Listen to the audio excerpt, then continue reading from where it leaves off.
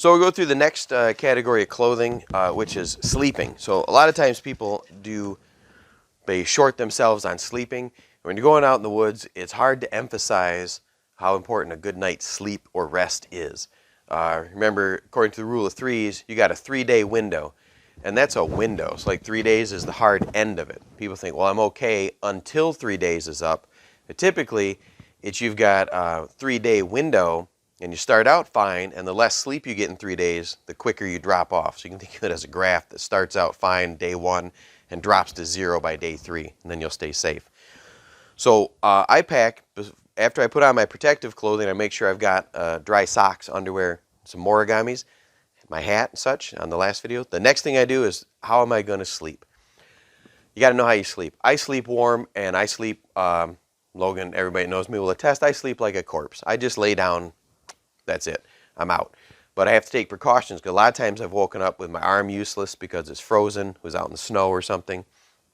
So depends how I'm going to sleep. Am I going to sleep on the ground, or am I going to sleep, is it spring and I'm going to sleep in a hammock? So there's different options.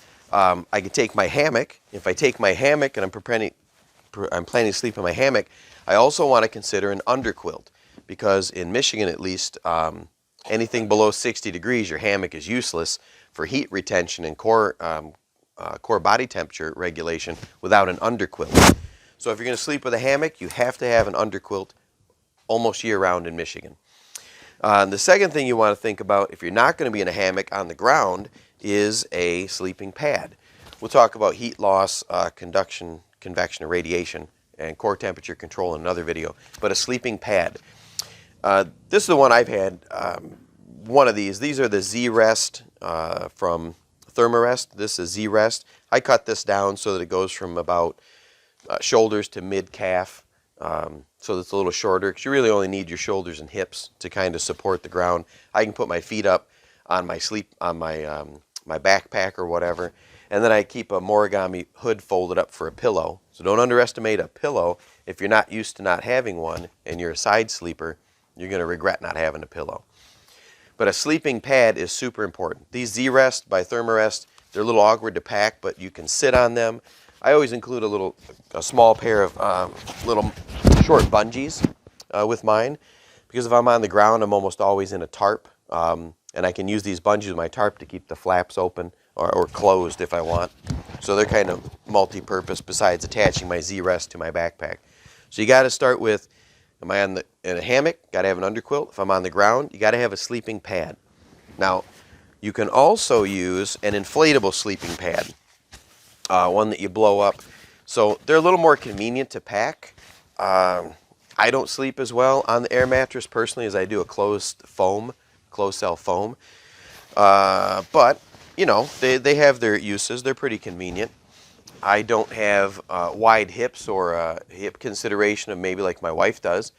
So when we go, we have a double air mattress I'll take, because it packs up about that small, goes in the pack, and I can blow it up, and then we both sleep comfortably. And by both, I mean my wife, because she gets a good night rest. Like I said, I don't care. I sleep on gravel, and I'm fine. But I want her to have a good time, so we make sure we take a comfortable mattress. And make sure you do, because that's super, super important, and it protects you from the ground, which is where most of your heat will be lost through conduction, contact with the ground. Once you've got your sleeping pads or your hammock, an underquilt situation, how are you going to retain your heat on top? Sleeping bag is what people think of right away. Sleeping bags are great. Personally, I'm not a sleeping bag fan, so I'll take a blanket.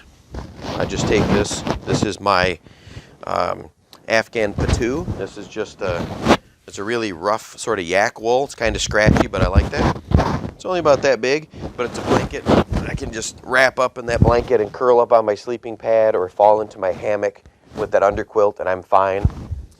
In the colder months, I might want a thicker type of blanket, in which case I've been really drawn to quilts in the last few years. So I just have this. This is sort of a thicker style woody with some insulation. So it's just a top quilt, basically a blanket. This one actually is by Wilderness Innovations, and this works with my poncho, which you'll see in another video. It's got snaps along the side, so I can snap that to the inside of my poncho and use that as a secondary blanket. So again, I get some redundancy out of another piece of gear if it's really cold. I made the mistake last year on our winter hunt of only taking the quilt, and it got down 24, 25 below. That was a super mistake in my hammock. So I ended up wrapping up in the coat and my quilt and my poncho. Put socks on my hands and still chilled through the night. So good top quilt. This makes a good comfortable sleeping arrangement. So this is good to have. Or a blanket from home. Now, wool blankets, like your standard military supply blanket, can be kind of bulky or heavy. So that quilt has the benefit of being a little lighter. And then this is another style of quilt you could consider. I have the safety orange on one side as a signaling device. And this one also is from Wilderness Innovations. We'll do a video on that stuff. It's got the orange on one side, the black on the other, so that it can absorb heat in the winter, or I can use this for signaling. But this one comes with a hood that matches the inside of my poncho. So for in the winter, I can put this on and use this as an outer layer, as a coat. The poncho, or even a USGI poncho, will snap over the top of this and provide a waterproof outer layer with some warmth inside. Or at night, I can throw this on and use this as my blanket on the ground or in my hammock. So this is another piece of kit that I've been really enjoying lately. It's a little heavy, but if I'm not carrying a sleeping bag and this is it, I put that in a stuff sack, I could get it down to half the size of this, saves space and room, and does double or even triple duty. Could use that as prevent hypothermia, or wrap somebody up in a first aid situation, or just use this as my blanket at night. Or I carry it as a blanket / emergency poncho / coat / whatever. This is a good piece of kit. But a sleeping bag works just fine. So for sleeping, make sure you have, if you're going to go hammock, you need an underquilt, and then a top quilt or blanket or sleeping bag. And then if you're going to be on the ground, you need a sleeping pad. Hello. You need a sleeping pad or some sort of air mattress that'll prevent you from touching the ground and losing heat. And then you'll need a sort of a top quilt to insulate. Sometimes if you're on a pad, some people like a blanket underneath them as well. I find that the pad is enough for me, but if you're in a sleeping bag, then you're cocooned all the way around. So that works pretty good.